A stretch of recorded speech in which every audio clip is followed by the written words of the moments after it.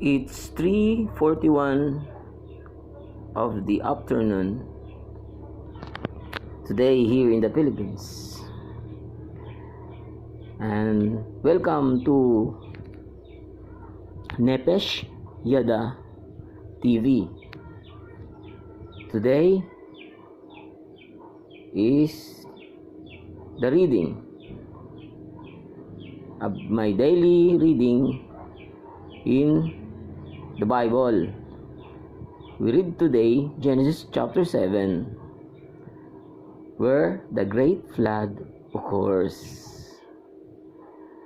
Genesis chapter 7, verse 1 to verse 24.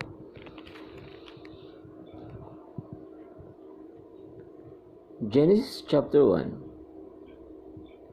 Then Jehovah said to Noah, "Come into the ark, you and all your household, because I have seen that you are righteous before me in this generation.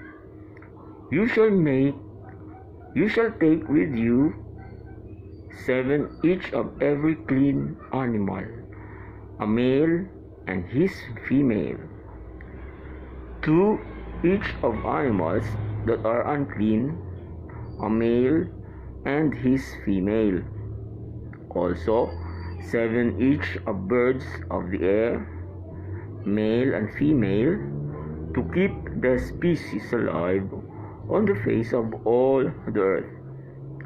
For after 7 more days I will cause it to rain on the earth 40 days and 40 nights, and I will destroy from the face of the earth all living things that I have made."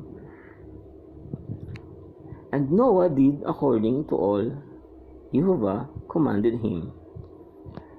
Noah was 600 years old when the flood of waters was on the earth.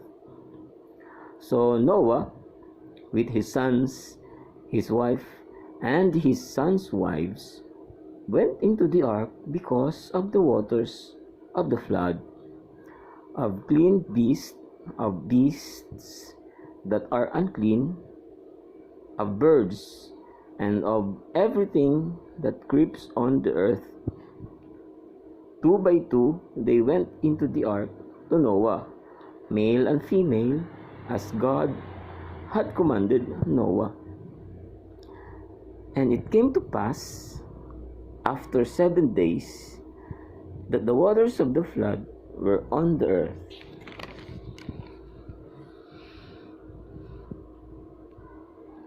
In the 600 years of Noah's life, in the 2nd month,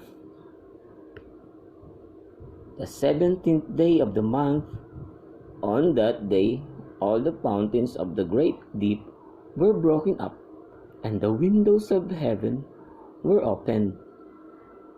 And the rain was on the earth 40 days and 40 nights.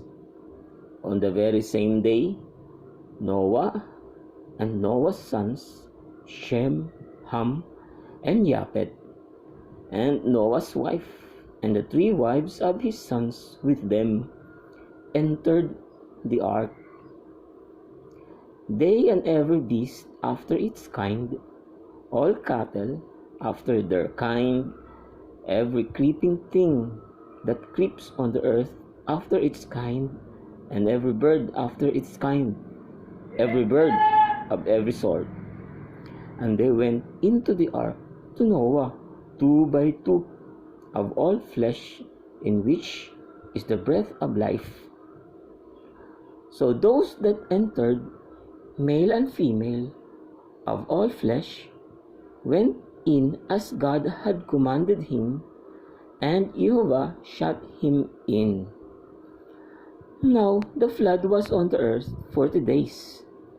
The waters increased and lifted up the ark, and it rose high above the earth. The waters prevailed and greatly increased on the earth, and the ark moved about on the surface of the waters. And the waters prevailed exceedingly on the earth, and all the high hills under the whole heaven were covered.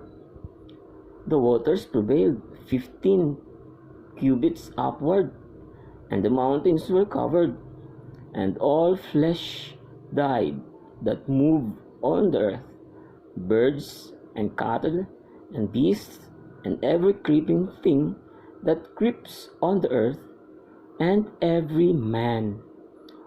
And all in those nostrils was the breath of the Spirit of life. All that was on the dry land died. So he destroyed all living things which were on the face of the ground, both men and cattle, creeping things and birds of the air. They were destroyed from the earth. Only Noah and those who were with him in the ark remained alive, and the waters prevailed on the earth 150 days.